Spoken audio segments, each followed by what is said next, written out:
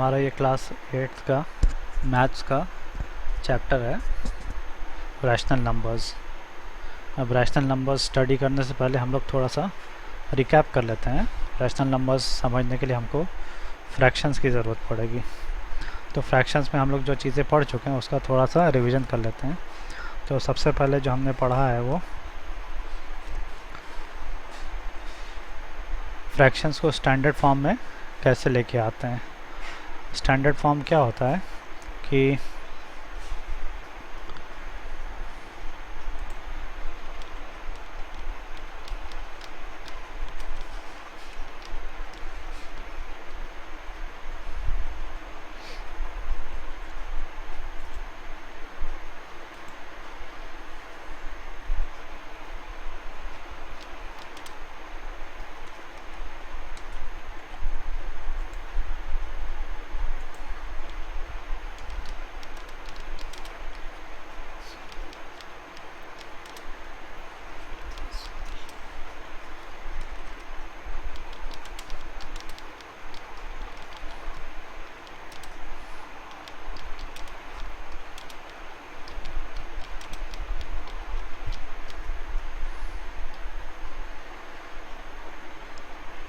जब न्यूमरेटर और डिनोमिनेटर के बीच में कोई कॉमन फैक्टर नहीं होता है तो उसको हम स्टैंडर्ड फॉर्म बोलते हैं। जो फ्रैक्शन ऐसा है जिसके न्यूमरेटर और डिनोमिनेटर के अंदर कोई कॉमन फैक्टर नहीं हो तो उसको हम स्टैंडर्ड फॉर्म बोलते हैं। अब जैसे एग्जांपल दे दूं मैं आपको 2/3 ये फ्रैक्शन जो है ये स्टैंडर्ड फॉर्म में। या एक और ले लीजिए 5/4 या एक और एग्जांपल ले लीजिए 9/7 या फिर 13/17 या 17/7। ये सब फ्रैक्शंस में कोई न्यूमरेटर और डिनोमिनेटर के बीच में कॉमन फैक्टर नहीं है तो ये सब जो है स्टैंडर्ड फॉर्म के अंदर है। अब नॉन स्टैंडर्ड फॉर्म वाले फ्रैक्शंस क्या होते हैं वो भी मैं बता देता हूँ। जैसे एग्जांपल के तौर पे 2/4 ये फ्रैक्शन जो है ये स्टैंडर्ड फॉर्म में नहीं है। तो इसको स्टैंडर्ड फॉर्म में क्यों नहीं है, क्योंकि ये 4 जो है इसको हम लोग लिख सकते हैं, 4 को कन्वर्ट कर दिया 2 into 2। ये 4 के फैक्टर्स हैं 2 मल्टीप्लाइड बाई 2। तो ये 2 और ये 2 कॉमन है डिनोमिनेटर न्यूमरेटर का, तो ये आपका आंसर आ गया 1/2। तो इसके अंदर कॉमन फैक्टर था 2 जो कि कैंसिल आउट हो गया और रिजल्टिंग फ्रैक्शन जो बना 1/2। तो ये फ्रैक्शन जो है ये अब स्टैंडर्ड फॉर्म में आ गया है। वैसे ही एक और एग्जांपल ले लीजिए 15/12 ये फ्रैक्शन भी स्टैंडर्ड फॉर्म में नहीं है। क्यों नहीं है इसको मैं बताता हूँ।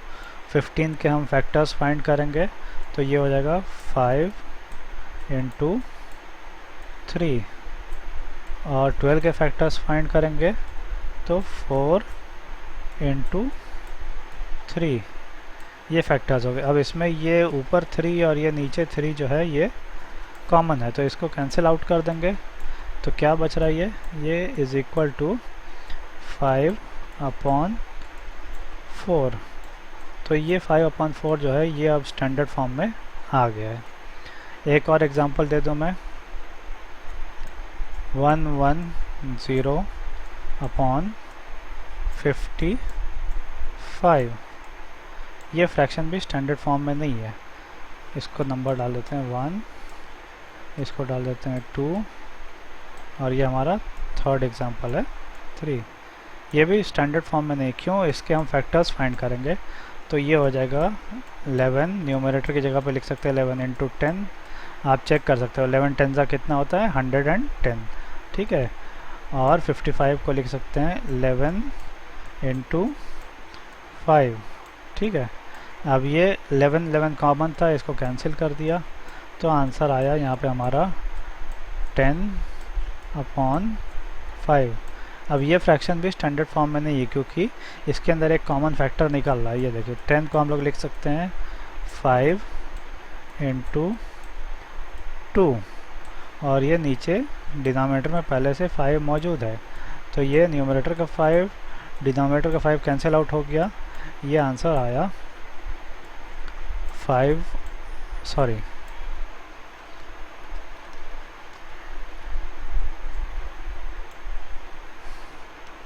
आंसर आ रहा है 2/1, ठीक है, जो कि हो जाता है 2। तो ये अब ये फ्रैक्शन जो है ये आपका स्टैंडर्ड फॉर्म में आ गया है। चलिए अब देखते हैं कि कंपेयर कैसे करते हैं फ्रैक्शंस को। अगर दो फ्रैक्शंस दिए हैं आपको तो कैसे पता चलेगा कि कौन सा फ्रैक्शन बड़ा है कौन सा छोटा है, या फिर क्या फिर दोनों एक दूसरे के समांतर यानी बराबर है। तो हम एग्जांपल से स्टार्ट करते हैं। दो फ्रैक्शन ले लेते हैं 2/5।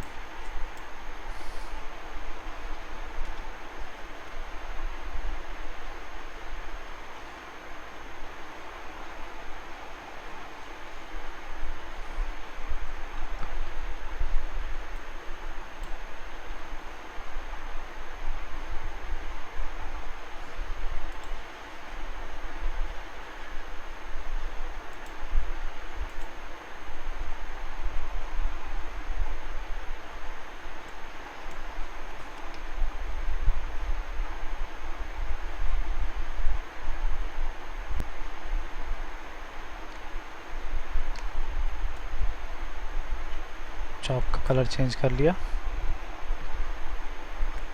2/5 ये पहला फ्रैक्शन है और दूसरा फ्रैक्शन दिया है 3/5।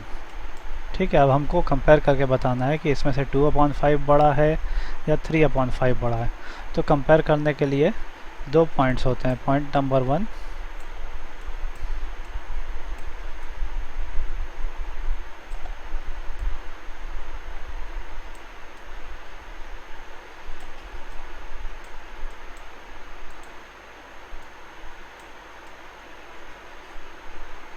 डिनोमिनेटर इज सेम, या फिर पॉइंट नंबर 2,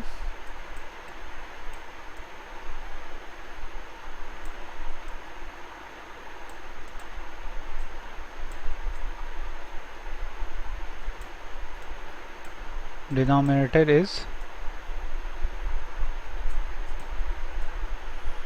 डिफरेंट।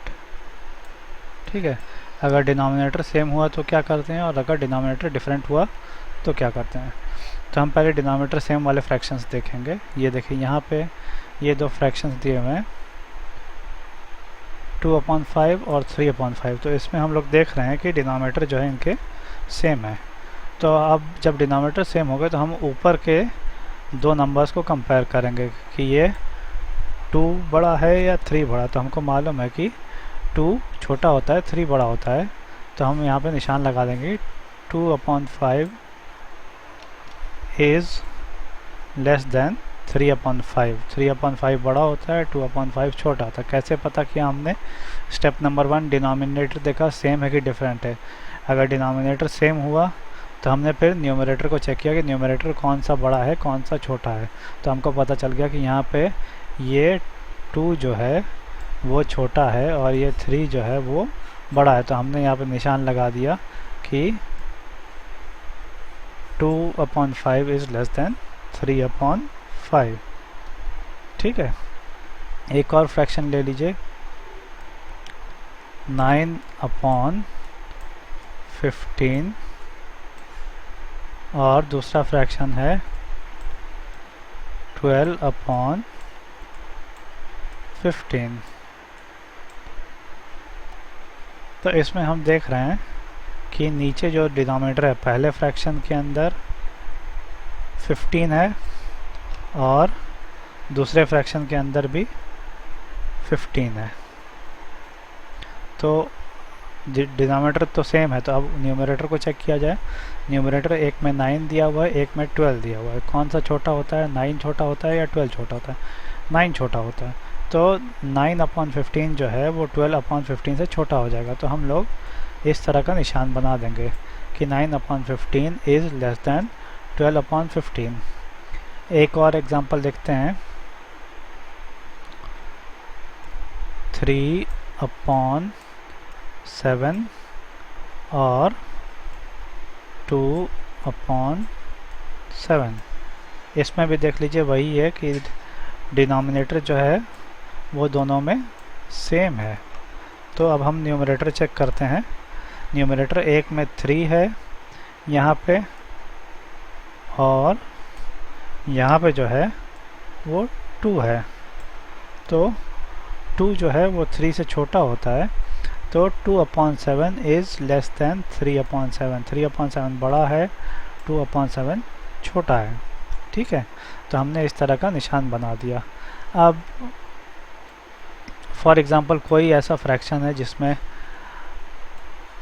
आपका डिनोमिनेटर तो सेम है, जैसे नीचे दिया हुआ है 19 और इसमें भी दिया हुआ है 19, और ऊपर दिया हुआ है इसमें 7 और इसमें भी दिया हुआ है 7।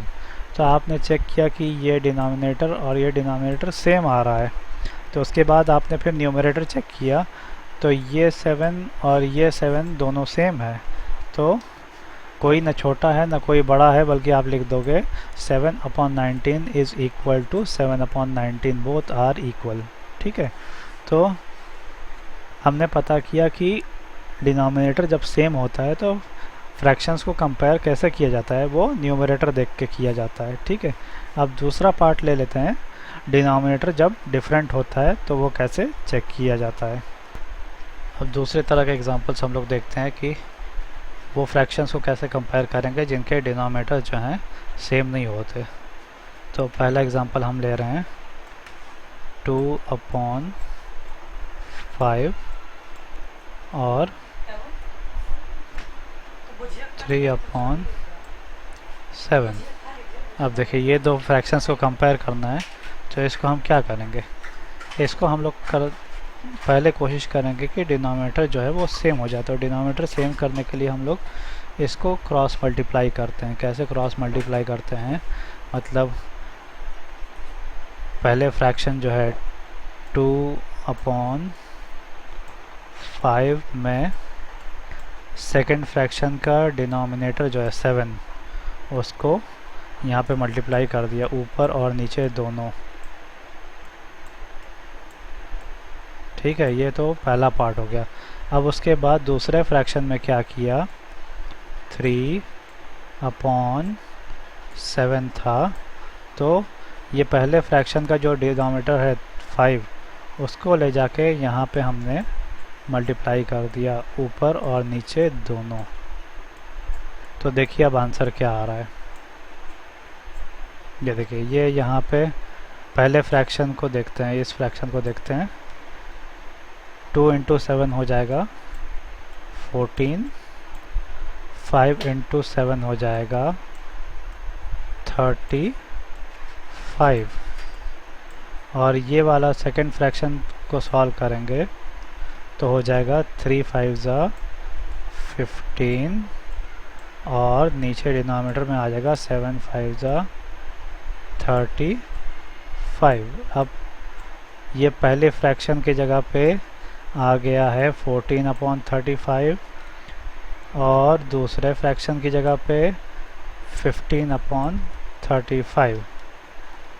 अब इसको कंपेयर करने के लिए देखिए, ये 35 और 35 दोनों डिनोमिनेटर सेम हो गए हैं। तब इसको हम वैसे ही कंपेयर करेंगे कि 14 बड़ा है कि 15 बड़ा है। अब हमको पता है कि 15 बड़ा होता है, 14 छोटा होता है। तो 14/35 इज़ लेस दैन 15/35, मतलब 15/35 बड़ा है, 14/35 छोटा है। तो इसका मतलब ये हुआ कि हमने पहले फ्रैक्शन की जगह पे 14/35 लिया था, तो पहला फ्रैक्शन था 2/5, और दूसरा फ्रैक्शन जो था वो था 3/7। तो 14/35 इसके इक्विवेलेंट था और 15/35 इसकी जगह पे था। तो ये आंसर आपका आया कि 2/5 इज़ लेस दैन 3/7। ठीक है, ये आपका फाइनल आंसर है कि 2/5 इज़ लेस दैन 3/7। ठीक, एक और एग्जांपल ले लेते हैं, इसको सब क्लियर कर देते हैं पहले।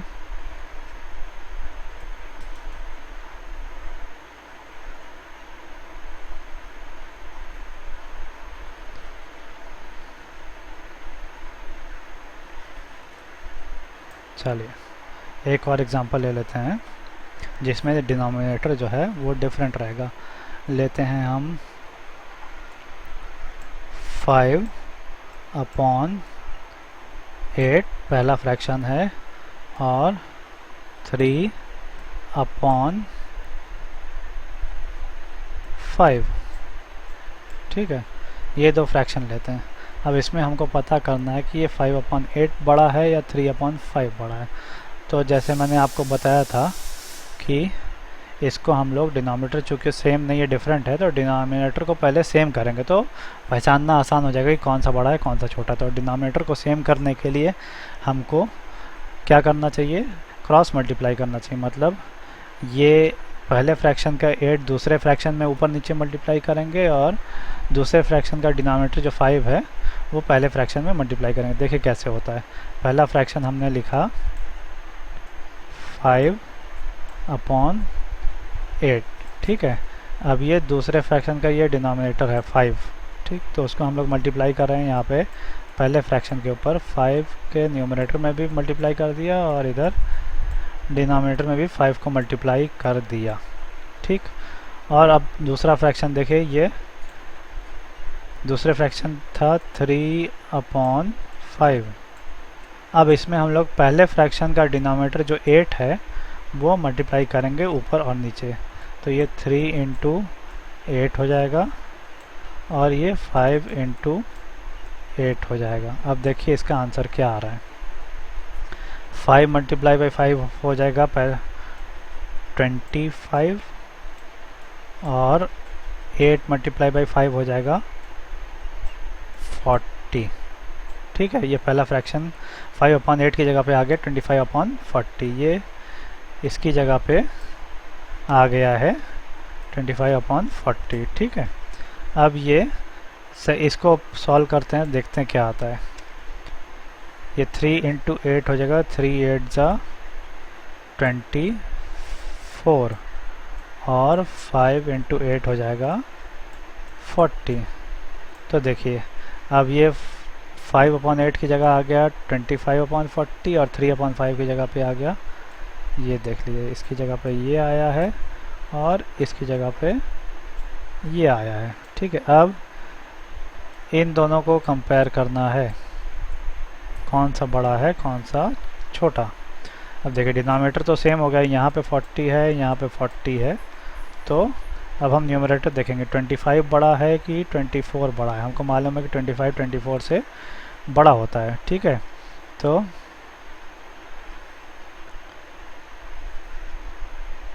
इसको हमने लिख दिया 25/40 इज़ ग्रेटर दैन 24/40।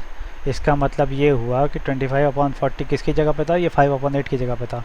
तो 5/8 इज़ ग्रेटर दैन 3/5। समझ में आई बात? कैसे करते हैं, अगर दो फ्रैक्शंस को कंपेयर करना है जिसके डिनोमिनेटर्स जो हैं वो सेम नहीं है, तो पहला स्टेप ये रहेगा कि आप डिनोमिनेटर्स को सेम करेंगे। कैसे सेम करेंगे कि पहले फ्रैक्शन में दूसरे फ्रैक्शन के डिनोमिनेटर को ऊपर नीचे मल्टीप्लाई करेंगे, उसके बाद दूसरे फ्रैक्शन में पहले फ्रैक्शन के डिनोमिनेटर को ऊपर नीचे मल्टीप्लाई करेंगे, उसके बाद जो नया फ्रैक्शन तैयार हो रहा है उसमें डिनोमिनेटर सेम हो जाएगा। ये सेम डिनोमिनेटर वाले फ्रैक्शन का न्यूमरेटर कंपेयर करेंगे। जो न्यूमरेटर बड़ा होगा वो फ्रैक्शन बड़ा होगा, जो न्यूमरेटर छोटा होगा वो फ्रैक्शन छोटा होगा। अब आइए एक और एग्जांपल देख लेते हैं। 1/2 और दूसरा है 3/6। ठीक है। अब इसमें देख लीजिए, ये दो फ्रैक्शंस को हमको कंपेयर करना है, तो क्या कर सकते हैं। नीचे डिनोमिनेटर में यहाँ पे 2 है, यहाँ पे 6 है, दोनों अलग अलग चीज़ें हैं, ठीक है।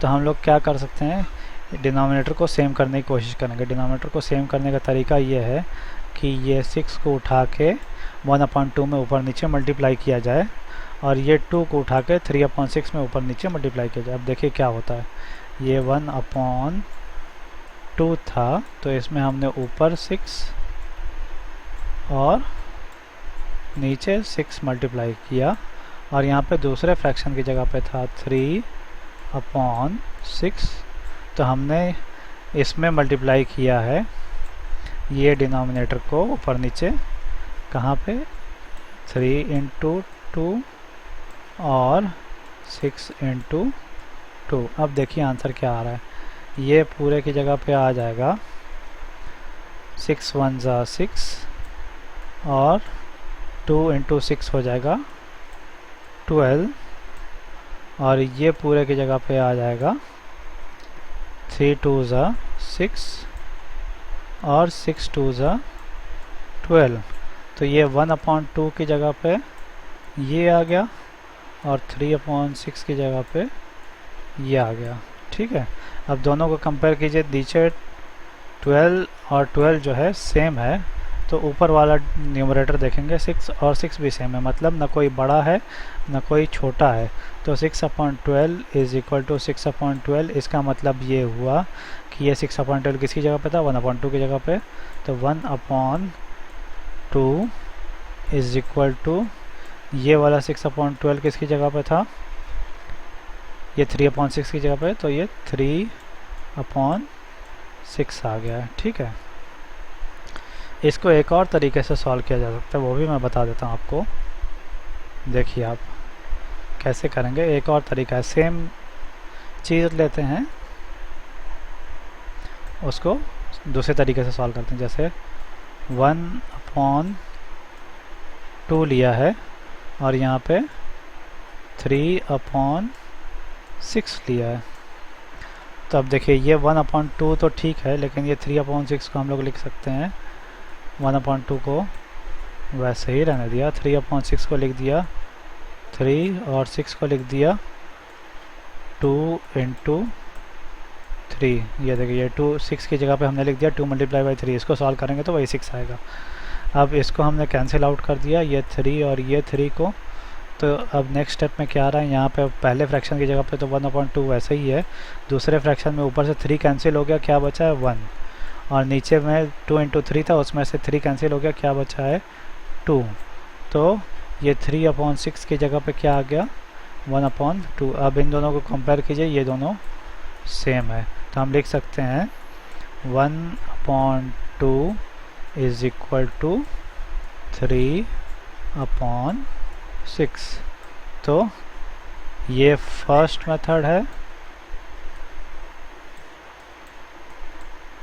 और ये सेकंड मेथड है। तो जो मेथड आपको इजी लगे उससे कर लीजिए। ये वाला जो है स्टेप्स ज़्यादा रहता है, लेकिन इसमें आंसर हमेशा करेक्ट आएगा। इसमें स्टेप्स थोड़ा कम रहता है, लेकिन आंसर गलत होने के चांस है, क्योंकि यहाँ पे जो कैंसिलेशन हो रहा है उसमें बच्चे कंफ्यूज हो जाते हैं। तो स्टूडेंट्स, अब रिवीजन का तीसरा टॉपिक जो है वो addition and subtraction of fractions है। इसमें हम लोग देखेंगे कि दो फ्रैक्शंस को ऐड या सब्ट्रैक्ट कैसे किया जाता है। अगर आप लोग को याद होगा कि थोड़ी देर पहले हम लोग ने देखा था कि फ्रैक्शंस का कंपैरिजन कैसे किया जाता है, दो फ्रैक्शन में से कौन सा बड़ा है कौन सा छोटा है पता कैसे किया जाता है। और उसमें भी ख़ास तौर से आप लोग को वो याद रखना होगा कि जब फ्रैक्शन का डिनोमिनेटर जो है डिफरेंट रहता है, तब कैसे पता चलता है कि फ्रैक्शन कौन सा बड़ा है कौन सा छोटा है। उसी प्रिंसिपल पे हम लोग एडिशन और सब्ट्रैक्शन भी करते हैं। चलिए पहला एग्जांपल एकदम सिंपल वाला ले लेते हैं कि दो फ्रैक्शन है 2/4 प्लस 3/4। तो इसका आंसर सिंपली आ जाएगा नीचे एक बार बड़ा सो लाइन खींच के 4 लिखेंगे, उसके बाद 2 + 3। ध्यान रहे न्यूमरेटर में 2 + 3 होगा और डिनोमिनेटर में बस एक बार 4 लिखा जाएगा। ये आंसर आ जाएगा 2 + 3 = 5/4। ठीक है, तो ये सिंपल एडिशन हुआ। इसमें पहला फ्रैक्शन था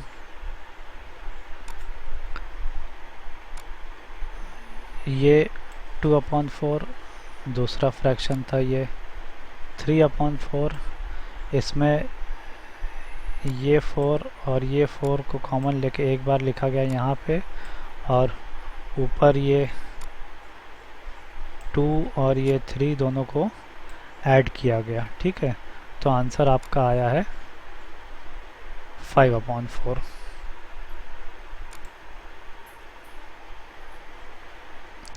अब इसी तरह से एक फ्रैक्शन और ले लीजिए। इसमें हम देखेंगे कि डिनोमिनेटर जब डिफरेंट रहता है तो कैसे ऐड करते हैं। फॉर एग्जांपल फिर वही न्यूमरेटर में 2 है, डिनोमिनेटर में 4 है, फिर प्लस न्यूमरेटर में 3 है, डिनोमिनेटर में 5 है। अब इसको कैसे ऐड करेंगे? ये डायरेक्टली ऐड नहीं हो सकता क्योंकि यहाँ पे जो है ये 4 है यहाँ पे और यहाँ पे 5 है, तो ये डिनोमिनेटर जो है डिफरेंट हो गया। तो हम लोग इस डिनोमिनेटर जो है सेम करेंगे। दोनों फ्रैक्शन का डिनोमिनेटर सेम करने का तरीका वही होता है कि आप क्रॉस मल्टीप्लाई कर दो। क्रॉस मल्टीप्लाई का मतलब ये हुआ कि पहले फ्रैक्शन के डिनोमिनेटर को दूसरे फ्रैक्शन में मल्टीप्लाई करो और दूसरे फ्रैक्शन के डिनोमिनेटर को पहले फ्रैक्शन में मल्टीप्लाई करो।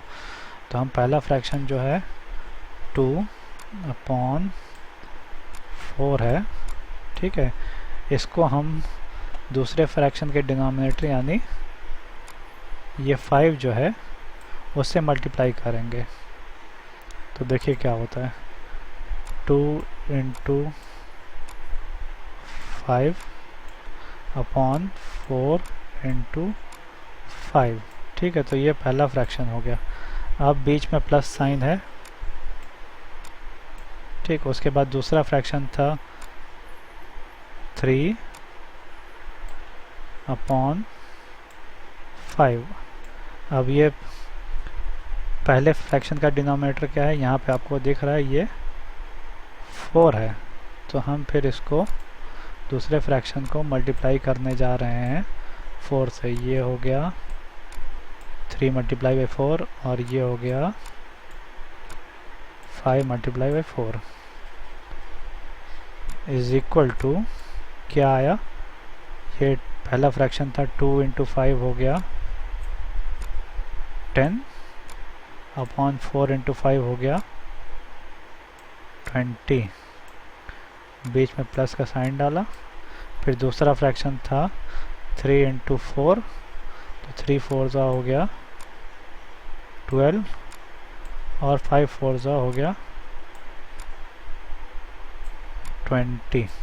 ठीक है, अब आप देख सकते हैं कि यहाँ पे भी डिनोमिनेटर में 20 आ गया, यहाँ पे भी डिनोमिनेटर में 20 आ गया। तो हम इसके आगे अगला स्टेप लिखेंगे = ये नीचे दोनों 20 को एक बार लिख दिया 20 और ऊपर लिख दिया 10 + 12। तो ये क्या हो जाएगा, 10 + 12 होता है 22/20। तो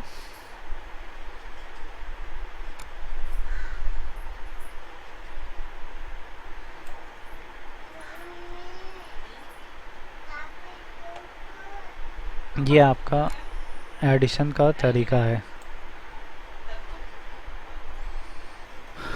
अब इसी तरह से हम लोग देख लेते हैं कि सब्ट्रैक्शन कैसे होता है फ्रैक्शंस का। तो वही एग्जांपल लिया 4/7 - 3/5 7। तो इसको सब्ट्रैक्ट करने के लिए हम लोग पहले देखेंगे कि ये देखिए इसका डिनोमिनेटर पहले फ्रैक्शन का क्या है और दूसरे फ्रैक्शन का क्या है, दोनों सेम है। तो ये वन स्टेप में काम हो जाएगा। नीचे एक बार लिख दिया 7 और ऊपर लिखा है 4 माइनस 3। ठीक है, ये हो जाएगा 4 माइनस 3 इज इक्वल टू 1 और नीचे आ जाएगा 7। ये तो सिंपल था।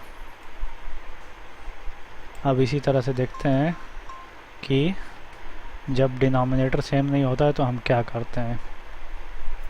तो ये हो गया 3/6 माइनस 4/9। ये देख लीजिए, ये सब्ट्रैक्शन हमको करना है। अब इसमें कैसे किया जाएगा, यहाँ पे एक जगह डिनोमिनेटर में 6 है और एक जगह ये 9 है। तो हम लोग इसको वही तरीका अपनाएंगे क्रॉस मल्टीप्लिकेशन का, और पहले फ्रैक्शन को ऊपर नीचे दूसरे फ्रैक्शन के डिनोमिनेटर से मल्टीप्लाई करेंगे। तो ये हो जाएगा इक्वल टू 3/6 जो था उसको दूसरे फ्रैक्शन के डिनोमिनेटर यानी 9 से मल्टीप्लाई किया ऊपर और नीचे। तो ये हो गया 3 इंटू 9 और नीचे भी आ गया 6 मल्टीप्लाई बाई 9। बीच में ये माइनस साइन है। उसके बाद अब दूसरा फ्रैक्शन लेते हैं। माइनस के बाद जो था वो 4/9 था। तो इसको पहला फ्रैक्शन का जो डिनोमिनेटर है 6 उससे मल्टीप्लाई कर रहे हैं। 4 इंटू 6 और 9 इंटू 6। अब देखिए इसका आंसर क्या आ रहा है। ये 3 इंटू 9 हो गया 27 और 6 इंटू 9 हो गया 54 माइनस 4 इंटू 6 हो गया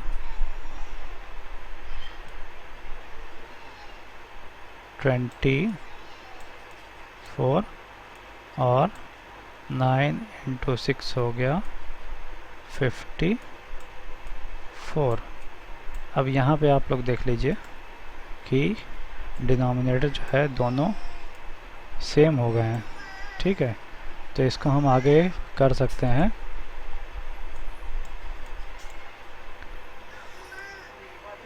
ट्वेंटी 7 माइनस 24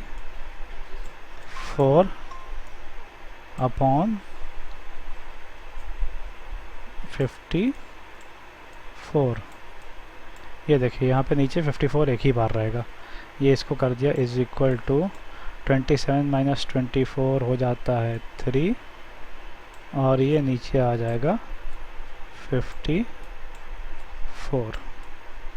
ये सब्ट्रैक्शन हो गया आपका दो फ्रैक्शंस का। कब, जब दोनों डिनोमिनेटर सेम रहेगा तो कैसे करेंगे, और जब दोनों डिनोमिनेटर अलग रहेगा तब कैसे करेंगे।